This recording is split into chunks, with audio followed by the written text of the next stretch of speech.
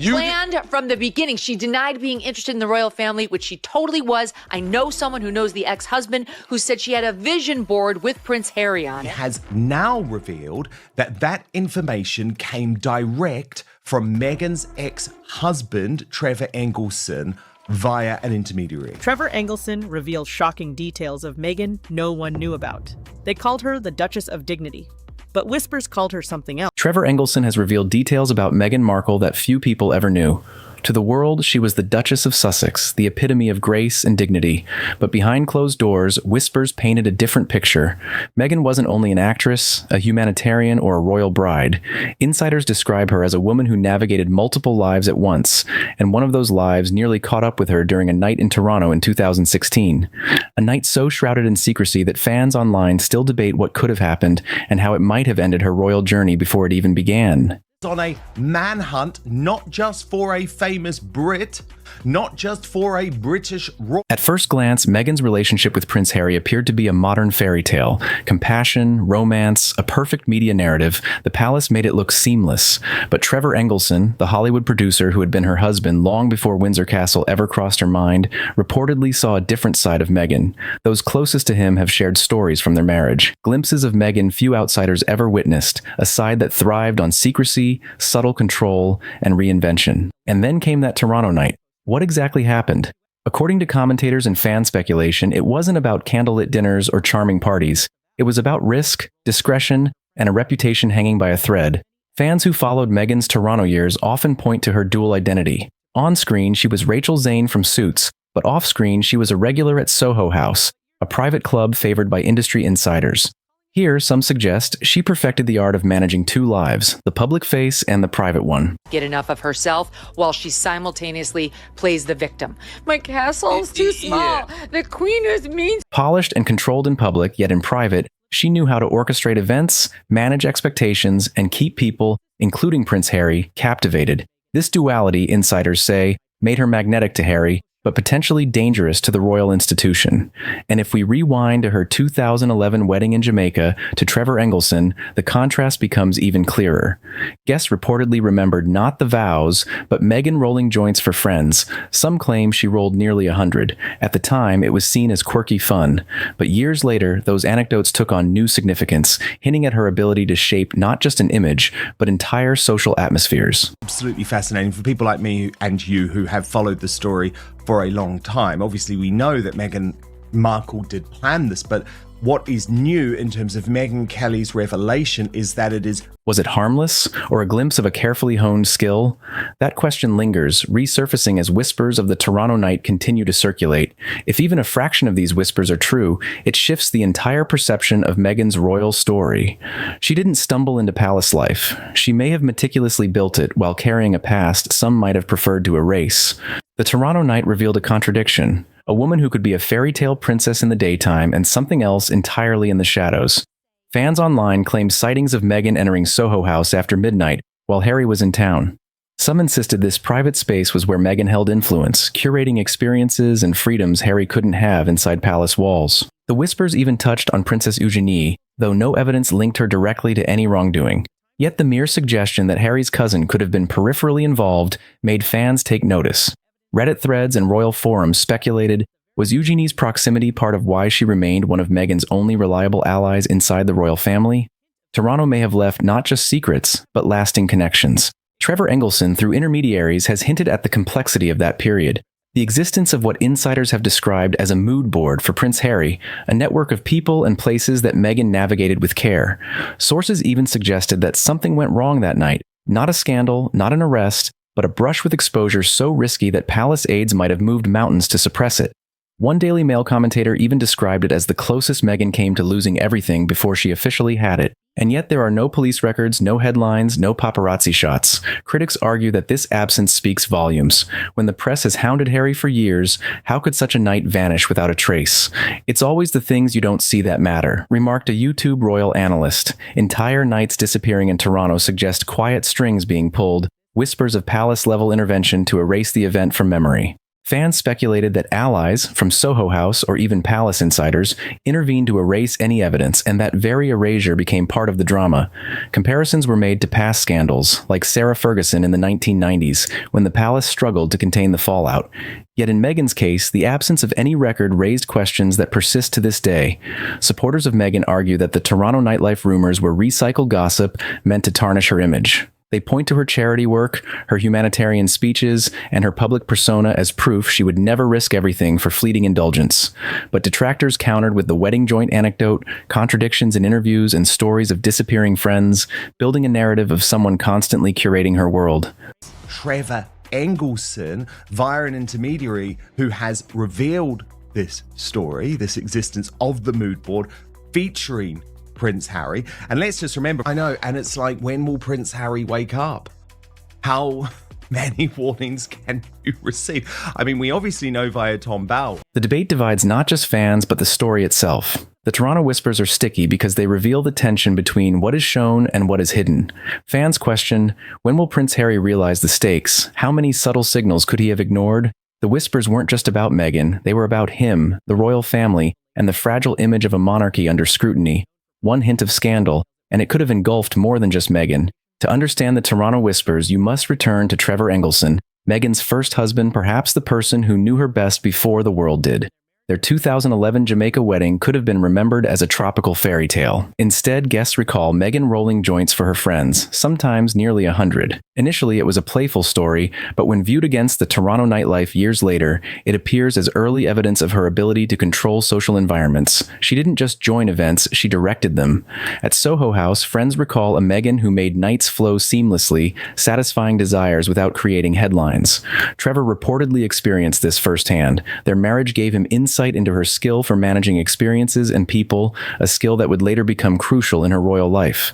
Once Meghan stepped into royal life, her reinvention was evident. Early palace biographies highlighted her education, humanitarian accolades, and multilingual skills. Over time, those details quietly disappeared. Today, her official description is simplified: Meghan Markle, actress from Suits. Critics suggest the erasure points to strategic image management. Supporters argue it's just standard editing, but fans notice the timing, coinciding with growing scrutiny and online debates. Contradictions in interviews further fueled speculation. Meghan claimed to have never Googled Harry, yet spoke of his traits in intimate detail. She described herself as isolated in the UK, yet records show frequent trips abroad. Analysts say it's not the lies, but the inconsistencies that compel a second look. Once fans began looking twice, the Toronto night became a missing piece of the puzzle. Each revelation, Trevor's wedding anecdotes, disappearing friends, silent palace edits, suggested Meghan wasn't just swept into royalty. She actively rewrote herself, bearing one identity to replace another.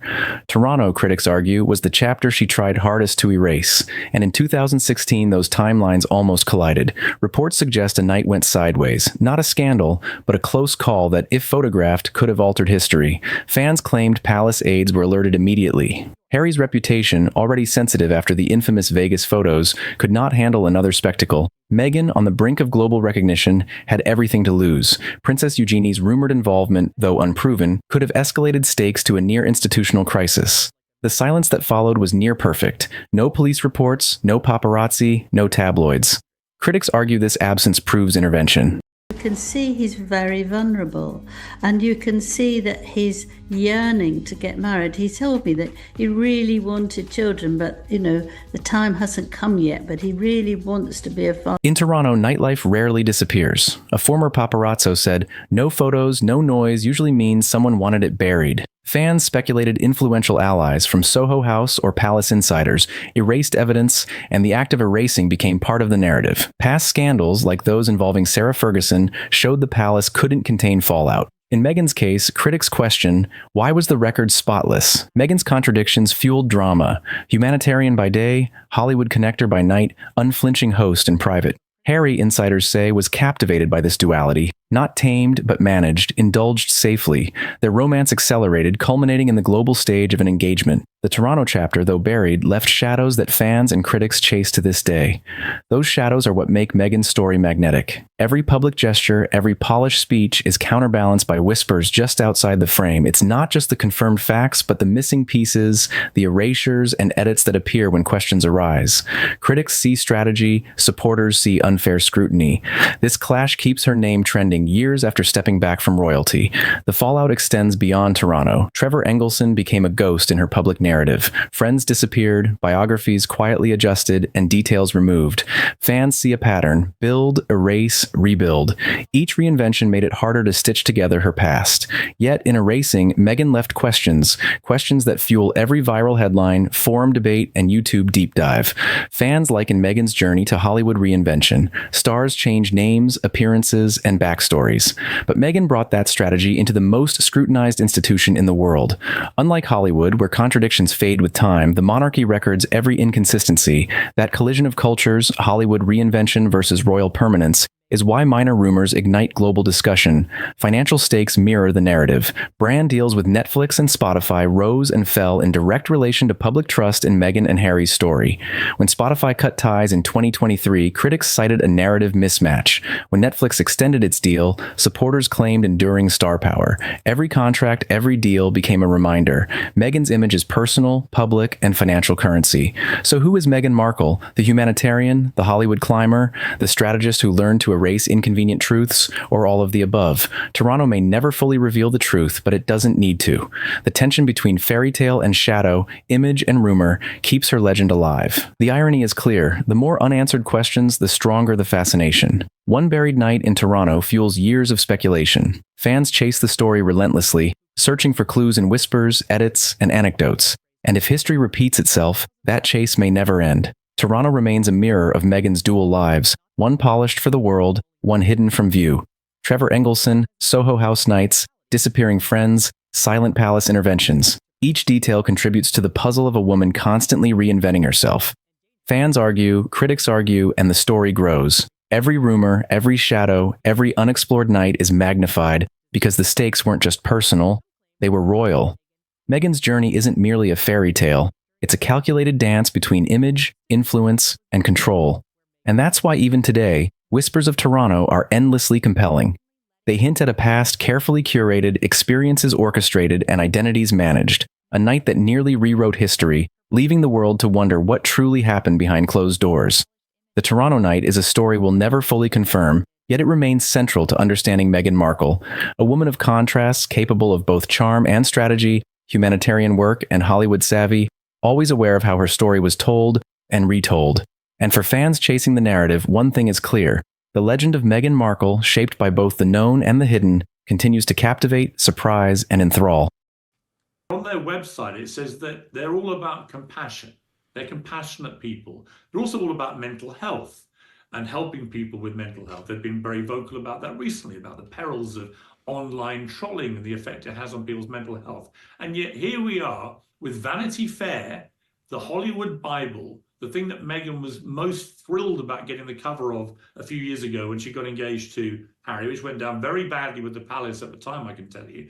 But now it reveals that actually she in particular is a nasty little bully who sends staff into therapy. Think about that for a moment. This also follows all the stories about her bullying staff over here in the UK, Many broken by me, which is unresolved. NDAs stopped all that stuff coming out, but she bullied people in a very unpleasant way over here. So it's no surprise to people who work at Buckingham Palace. They saw and witnessed all this here. So I just showed, look, they're a pair of hypocrites, they're a pair of chancers, as the Spotify guy called them, a pair of effing grifters. And they're desperately trying to maintain some kind of future as a renegade royal couple when they're no longer part of the royal family. The royals don't talk to them. The king does not talk to his own son. None of the senior royals talk to these two. They are total pariahs in the family because the only currency they have is trashing the royal family and the monarchy. And every time they try and do something else, nobody cares. No one cared about their podcast series. Nobody cared about the polo series recently. Nobody cared about any of it. All they want to hear is the dirt. And these two for 5 years have reveled and wallowed in royal dirt for vast amounts of money. And that's what makes Prince Harry's ongoing campaign against the UK newspapers, which had another flare-up this week, so laughably hypocritical. What's your opinion about this incident? Share in comments. Brittany, well, lots to pick up on there. I totally agree with Piers's analysis on the Meghan Kelly show. But the most critical thing, the most newsworthy thing for us to discuss is the fact that no senior member of the royal family will even speak to Harry or Meghan now. Now, of course, we knew that William had cut contact, and we knew that Charles would try and avoid phone conversations with Harry as much as possible. Angela Levin and Lady Colin Campbell had revealed that right here on Outspoken. However, remember, Piers is a royal insider, close friends with Queen Camilla, close friends with the princesses Beatrice and Eugenie, regularly socializes with both. And he says both Harry and Meghan, now pariahs within the royal family, completely ignored. Maybe not a surprise, but very fascinating to hear. It really is, Dan, because they used to all be so close in many ways, especially Harry with Beatrice and Eugenie. They were quite, really had seems like a good friendship at one point, but no one is surprised by this because as time has gone on, as Mexit has gotten further away, they've had these mega deals, but the only thing that actually sells is their connection to the royals. So if you cut that off, Harry and Meghan really have to prove themselves on their own merits. And as it turns out, they can't do it. They don't have either the talent, the creativity, or whatever to come to bear in this situation and actually create decent content. And so if the royal family stars them of the only thing that's going to make them money, then I don't know what they're going to do because trying to be royals here in the United States is not going over very well. So we don't want them to be royals here. They can live here, but they can't be royalty here. And Harry and Meghan don't seem to quite get that yet, although it might be sinking in with the new administration. But this has been just an absolutely epic disaster for Harry and Meghan. And you got to think, especially Harry, he's lost his relationship with his entire family basically at this point. So, but it's all of his own doing. So he has nobody to blame in this situation but himself, and I would argue probably his wife as well. Of course, but how disgusting that at a time when he should be there for his dad, right? His dad is suffering from very serious cancer, Brittany.